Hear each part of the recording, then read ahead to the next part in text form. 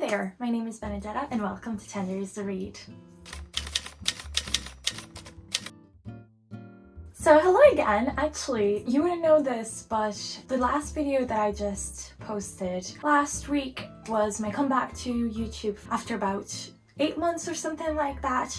And as you may have been able to understand from my clothing, that was actually in the middle of the summer. So that's when I filmed that particular bookshelf tour. It was in my old house back in the UK, but loads has changed since. I got so busy that I never got around to posting that. But that's actually long gone. I am now officially in Dublin and this is my new room, or a little corner of it that you can see, and perhaps soon enough I will show you a different bookshelf or book collection tour, so make sure you stay tuned for that. Today I thought that I would bring you a rather late January reading recap because I don't know what's happened to me, but I have read 20 books in the month of January, and that is a little bit insane, and I don't want to necessarily normalize it or make anybody feel bad, because this has to do with the fact that my life, the way it is right now, allows me to dedicate a lot of hours to reading on a daily basis, so it just adds up. But other than that, actually I've had a blast with all the books that I've been able to read, and so even though, as I said, I'm really late, I actually wanted to just celebrate that and share that with you. So because 20 books is really a lot, I'm actually gonna keep it as short as possible. If you want to read my reviews, you can find them on my story graph, and actually you can also follow my progress on my Instagram account, which is obviously always linked below, and where I share in my stories the links to my reviews, so you're always updated and you can get the longer thoughts that I'm not going to be able to share with you today. So first off, my first read of 2024 was a Hungarian classic called Embers by Sander Marai. So this book I read in the Italian translation, so in my mother tongue back when I was in Italy. It's really pretty the way it looks. I don't have it with me now, but I can post the photo around here. And this book is really a fascinating tale about friendship, about passion, and about an ancient mistake or misunderstanding that these two have had, and that has driven these two men apart, but also to an obsession with each other. And it's a fascinating tale, very much grounded at the time of the Austro-Hungarian Empire, which I thought was really fascinating because I do have a weird interest in that, and I just found it an extremely compelling, beautifully written classic that is obviously completely underrated. But if you are doing any goals like a translated classics or books goals, I would certainly recommend you read Embers, and I gave it 4.5 stars. My second read, which I also don't have with me, is called Love in a Cold Climate by Nancy Mitford. So this book, again, I read in Italian, which is something I don't usually do. If a book is written in English, I will go for that version, but I made an exception here just because I was in Italy and needed a book to read, and it's actually a really fun little satire. So Nancy Mitford herself was a bit of a socialite back in the 1910s to 30, I think, in England, and so this is sort of like a farcical, but also in a way I feel like it's a quite realistic story about sort of the excesses and the various intrigues of the upper crust of English society, whereby essentially it follows various characters as they navigate having to find I won't spoil what the sort of like big crux of the story is, but I found it really hilarious and entertaining, and I gave it 4 stars. Number 3, once again, is a book that I read in Italy in Italian, and in fact I don't believe exists in an English translation. However, I do think there's a French version, and I mean, my best interpretation of the title in English would be The Wine of Solitude, which is a book by Irene Nemirovsky, who is a Ukrainian French Jewish author who tragically died in Auschwitz after being deported from Paris, and she's known for having written the book Suite Française. Now, this book, The Wine of Solitude, is sort of an autobiographical account of her early life and her journey out of of Ukraine by the time that the Bolshevik Revolution happened, or maybe a little bit later when the conflict between the factions of the Communist Party was going on. I don't remember exactly. So anyway, point is that it's about her journey with her dysfunctional family, really dysfunctional family, to France, and it's a really sort of tragic look at a family where the child has so little love, and there's all sorts of issues with narcissism and alcoholism being the primary ones. And you know, she's such a talented and compelling writer, so I would really encourage that you check out any of her work if you can. I've bought Sweet Française, but I've yet to read it. It's back at home in Italy waiting for me next time I'm around, so I'm very much looking forward to that. But in terms of The Wine of Solitude, I gave it 3 stars because it's really compelling, but it was also a little bit like too tragic, if I'm being honest. Okay, now finally onto books that I have a physical copy of. This was the book that I took with me on my plane journey, and it is my first Murakami Norwegian Wood. So this book I absolutely adored. It was my first 5 stars of the year, and honestly it was just so touching. I know this book is controversial, but I've not really looked into the controversy personally, but I wasn't put off by any behaviors really. I found that this was, I don't know, maybe it's just my life being sad, but I found this quite realistic of life, you know, with dating in, you know, college, university. Even though this is very much grounded in Japanese culture, I found that the themes it was touching were very much common to the human experience, at least I've been exposed to. I know the female characters are sort of like manic pixie dream girls, but I genuinely kind of, I don't want to say that I saw myself in them because I don't think that's flattering for anyone involved, but I certainly related to everything they went to as young sort of teens to early 20-year-olds, and I found this so deep and just so touching and moving. So I know I just can't stop thinking about it in a way, so would highly recommend. Now, another book that I don't have here, it's actually in my office and it's equally as moving but for sort of more real reasons, is A Death in Malta by Paul Caranigalizia. This is a non-fiction book that is written by Paul, whose mom was Daphne, a very famous political and investigative journalist in Malta who was assassinated due to her investigative reporting into corruption at high level. This book is very much related to my personal work, and obviously it's really touching because it's a real story, it's a real fight. I saw Paul presenting this book in Dublin and I got chills reading it. In fact, I feel like I cried a few times just because it's a very raw and real account. I know that's very, very niche, but if you feel like reading some political piece, I would really recommend you pick it up. Okay, next up we have book number 6, which was a reread for me, but it was also my buddy read for the month of January, and it is Breakfast at Tiffany's by Truman Capote. This book, this novella, if you will, is quite famous, I think. I don't have to explain it too much. If you've seen the movie, you know the charm of the character of Holly Golightly, but you don't know her full story, which is so different in the book. So, you know, if you love that aesthetic, you will definitely find it here. I think Truman Capote is obviously masterful at telling about a place that he knows so well. It leaves you wondering about this gorgeous and mysterious character that Holly Golightly is. And as I always say, I mean, I love Audrey, but do remember that Truman Capote had Marilyn in mind when he wrote this book, for whatever that's worth.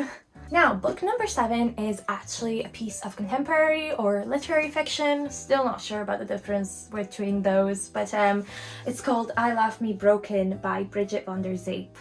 So this book I actually was gifted by Gaelic Books because I held a giveaway for it.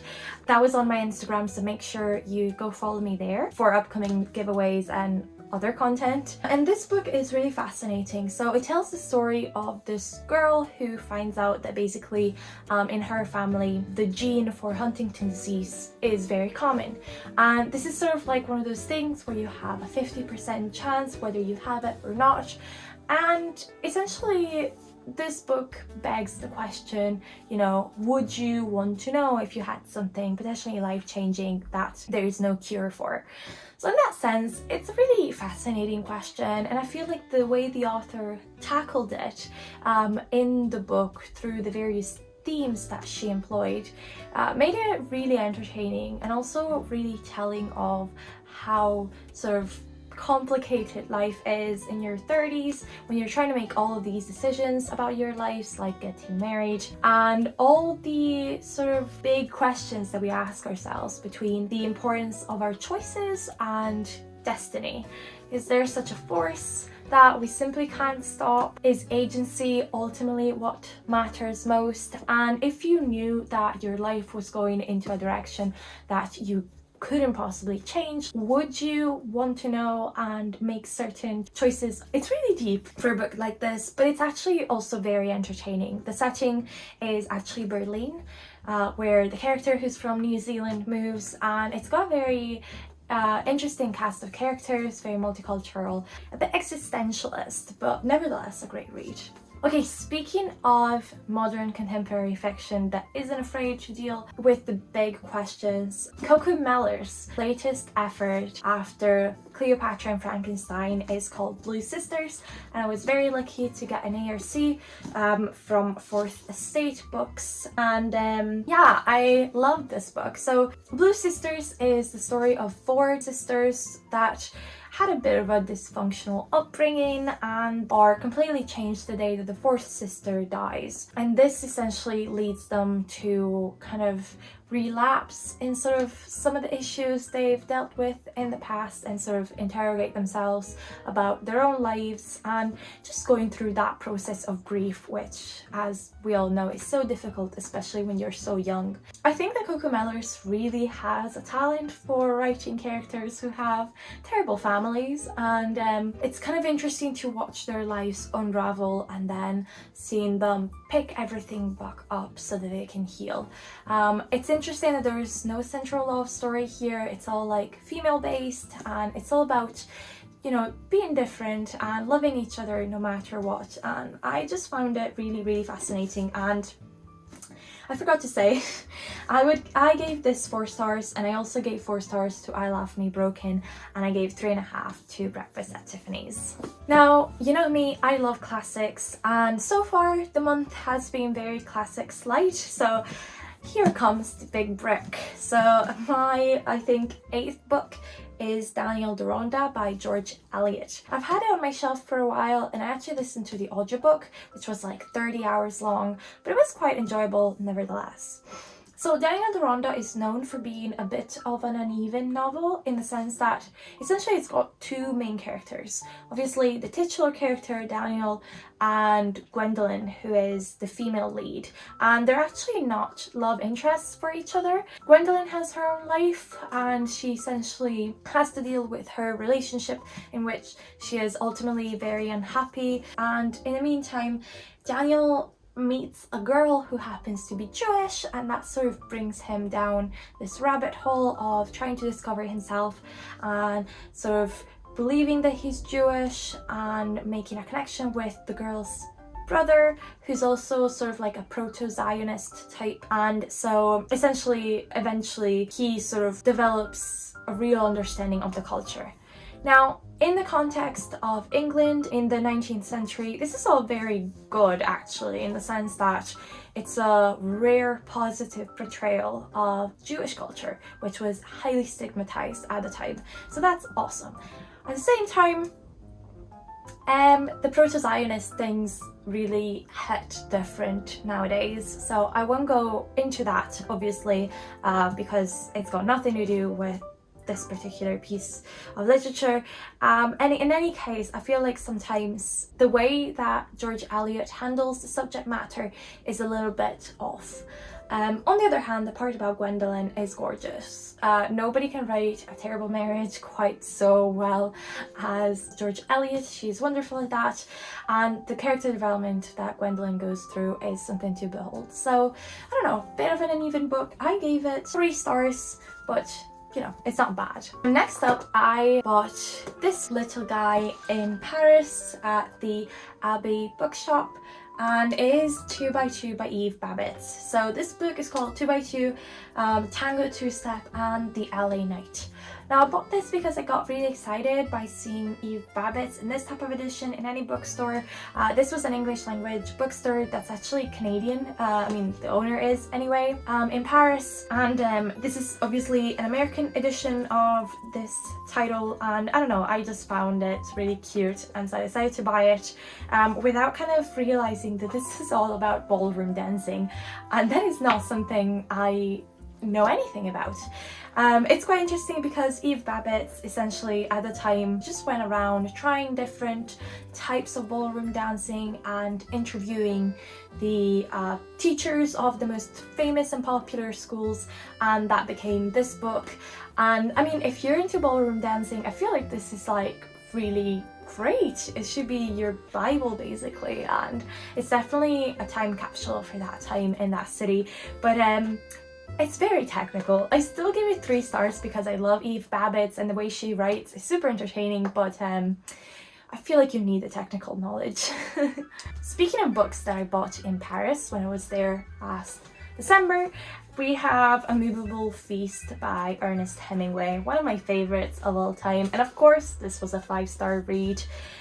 This is the quintessential Paris book, and I bought it at Shakespeare and Company, which is a bookshop right in front of Notre Dame, and it's actually mentioned several times in here because it was a dwelling place for all the American expats belonging to the lost generation. You may know this book because it's sort of like the most famous relic of that time. It features a lot of famous authors, obviously Fitzgerald and beautiful Zelda most prominently perhaps, but also James Joyce, Four Maidens Ford, Gertrude Stein, and the owner of Shakespeare and Company, Sylvia Beach. It's just written so beautifully, and it's the early days of Hemingway, so when he was still a struggling writer, and it's just so fun to read the dialogue that he sort of portrays here between himself and all these famous personalities, what they would chat about when they went to lunch or to each other's houses. It's really just such a gorgeous time capsule, and I love Paris, so of course I adore this. Okay, we're already at book number 12, and I actually have one that had been sitting on my bookshelf for a while and I finally picked up, and I was just in awe, and I'm talking about Sexist by Henry Miller. The way Henry Miller took stream of consciousness writing and made it his own is something that will leave you speechless. I will have to say this is sort of a not safe for work type of read. He's very explicit, and in particular in Sexist you gauge from the title what he's mostly focusing on, but it's a lot of just what it means to be, once again, a struggling writer, a lot more than Hemingway at this stage. This sort of takes us through Henry Miller's time in Brooklyn, at a time in which he was divorcing from his wife and already had his mistress, who would then become his second wife. And it's a really slow burn in that sense. It focuses on various relationships he has, but I just fell in love with the way it's written. The sentences that he writes are so extremely poetic when he just drifts off and talks about just life in general, what it means to be alive. I don't know, it's just so absolutely gorgeous. The way he describes love and passion and feelings is just something to behold. So I give this 4.5 stars because, you know, I feel like his most famous piece of writing, which is Tropic of Cancer, has the potential to be a 5 stars. This, I feel like, came just slightly, ever so slightly short, but nevertheless, I absolutely loved it, and I'm actually in the process of annotating it because I was mind blown. Number 13, not as much as a success. So you may know that I actually have a very difficult relationship with Charles Dickens, and I still did it again because, you know, I see all of those lists of like classic books you have to read, and he's always there with like several titles, and I just feel like, I don't know, I want to be in that sense a bit of a completist, I suppose. It's entirely my problem, but nevertheless I was kindly gifted this gorgeous copy of 4 novels by Charles Dickens by the Canterbury Classics people, which I think, because this is absolutely gorgeous and magnificent. It's a leather-bound classic book, and it's got The Adventures of Oliver Twist, Christmas Carol, Great Expectations, and A Tale of Two Cities. So I started with Oliver Twist here. I listened to the audiobook and it was vile. It was awful. You know when I was saying how, you know, the Jewish characters in George Eliot's novel were handled a bit funny in my opinion? Well, that was absolutely excellent representation when you put it next to Oliver Twist.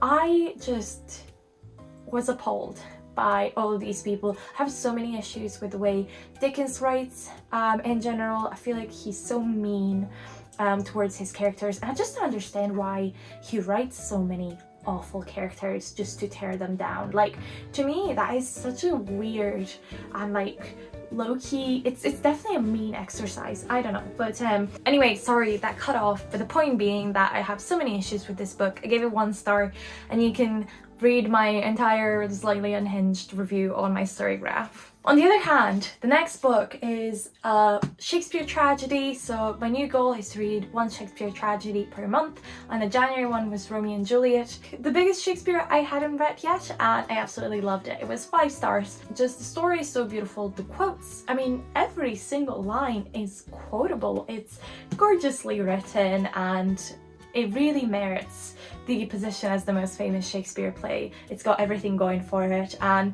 I was a non-believer until I read it myself, and I was absolutely stunned. So really highly recommend, but obviously you've read it already, so I don't know why I'm even saying that. Book number 15, we're getting there. So this is Jason and the Golden Fleece by Apollonius of Rhodes. So this is obviously an ancient Greek epic poem. It's about the story of Jason and the Argonauts. So it's a story featuring Medea. They're trying to get the Golden Fleece, and it's sort of similar to the Odyssey in the sense that you go through different little adventures on the way and back. And it's really just fascinating. It features all the most famous heroes like Heracles, obviously Jason, Meleager, Peleus, Orpheus, everybody's there. I mean, I give it 3 stars. It's great for what it is. It's not the most easy read ever, so maybe you're better off reading a retelling, and well, actually stay tuned for that. Okay, before we get there, number 16 is another classic. This is My Antonia by Willa Cather. This book was interesting. Okay, I gave it 2.5 stars, which doesn't sound very flattering, but the thing is, I couldn't really get properly into the characters. Obviously, I'm not American, and I feel like this is very quintessentially the story of, well, the settlers, really, and it's a strange one because it's about Bohemian settlers in the Midwest, and I mean, it's fascinating, but at the same time, I don't know, it's not a part of my culture. So even the settings, the prairie and all of that, it sounded fascinating. I mean, look at, you know, even the end pages, how beautiful, but I couldn't connect to it emotionally. And so, you know, compared to books that I gave 3 stars to, even Jason itself, I just felt like those were more entertaining and, I don't know, fun for me than something like this, which ultimately really revels in that type of realism that I don't always necessarily love. The next book I also gave 2.5 stars for, and there's nothing wrong with it. Like, it's not offensive whatsoever. Well, it may be slightly offensive, but you know, actually, I'm not sure. It's A Secret of Chimneys by Agatha Christie, and yes, it's got characters from this sort of like weird Balkan state that doesn't really exist. It's a bit weird in that sense. That's like slightly stereotyped, but I don't know if it's like bad if the country is completely fictional and it seems to be inspired by basically Slavic Balkan states. But anyway, it's weird also because for some reason the decision that Agatha Christie comes to in this is to define the monarchy as the better system as opposed to democracy, which also was questionable, but anyway, she is very British. It's a fun little novel, one of her early work, nothing particularly clever, and in fact some people have called it a little bit contrived. I thought it was a good time. I just don't really like mystery novels, so I actually listened to the audiobook and I was just like, okay, this is fine, but I'm not guessing where it's going. I'm following, it's cool, but you know, nothing to write home about. On the contrary, the next book I have is another one that I plan to annotate and I gave 5 stars to, and it's called A Green Equinox by Elizabeth Maver. So this book is sort of like a weird modern classic, I suppose, that was sort of forgotten and then it's now being reprinted. It's from 1973 and it's a gorgeous and bizarre, whimsical sort of sapphic story. It's about basically our protagonist who is having an affair with a married man who's sort of like, you know, the type of man who would have an affair, and then she gets really close to his wife and sort of falls in love with his wife, and then she gets really close to his mom and sort of falls in love with his mom. And it's just not where you would think a book would go. Any book, especially a book from the 70s. But then again, it was the 70s. I don't know, I just found this fascinating. It's written in a way that is just, it's practically not even prose. It's just poetry, how beautiful it is. And I mean, even just the cover is what sold me, to be honest. It's got a lot of reflections about art, like Rococo and our legacy as a species, basically. I don't know, it's just thinking about love in ways that are quite out of the box and just existential once again. I really, really appreciated this. Okay, number 19 is another sort of fail. This is Of Mice and Men by John Steinbeck, which I gave 2.5 stars to. Once again, now 2.5, I don't hate it, I don't find it offensive. Is it nice? Is it fun to read? No, it's not meant to be. It's meant to shock, and shock you it does. I don't know, I had very complicated feelings. Like, in a way, the message and the themes are built so cohesively. It's a good read in that sense, you know where it's leading. On the other, you have to ask yourself, why? Why are you writing this? Why are you giving that destiny to a character who has, you know, obviously a disability? A lot of this has to do with obviously the time in which it was written, but also I don't know if that translates to modern audiences, you know what I mean? I can understand its importance perhaps back in the day, but now it's just horrible to think about those things. Yet, just for the sheer, as I said, themes and how they're weaved, and how this is, I think, a really successful attempt at what Steinbeck was trying to create, like a novel which is also sort of like ready to be staged, and it does just that. And it was the Great Depression, so it makes sense that the most famous book from the era would be greatly depressing, but yeah, I didn't love it.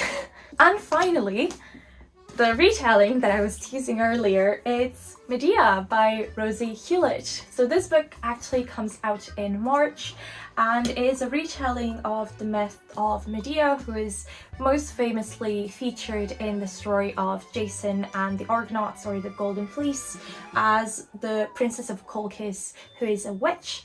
And for this reason, she's a very mistreated character, and who's also featured in a play by Euripides, which is gorgeous. And she's one of the most complex characters in Greek mythology, together with Clytemnestra. Retelling of this character was a long time coming, and I think that Rosie Hewlett, who really sticks to the myth very realistically, it has those, you know, magical elements with the gods and whatnot. I feel like she did a great job with this material.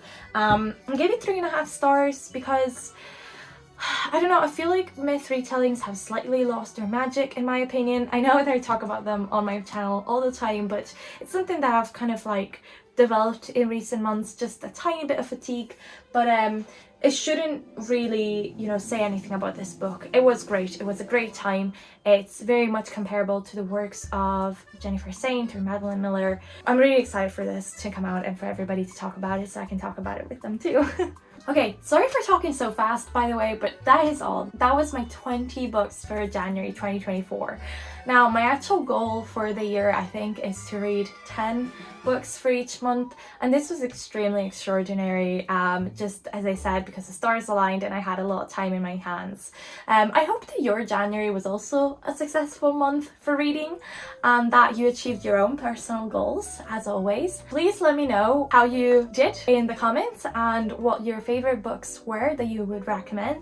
I'm always looking for suggestions. Thanks so much for watching. I'm so glad to be back to doing YouTube, and as always you can find me on Instagram in particular, where I post daily, and don't forget to like this video and subscribe if you want to see more content like this. Thank you so much again, and I hope to see you very soon. Bye!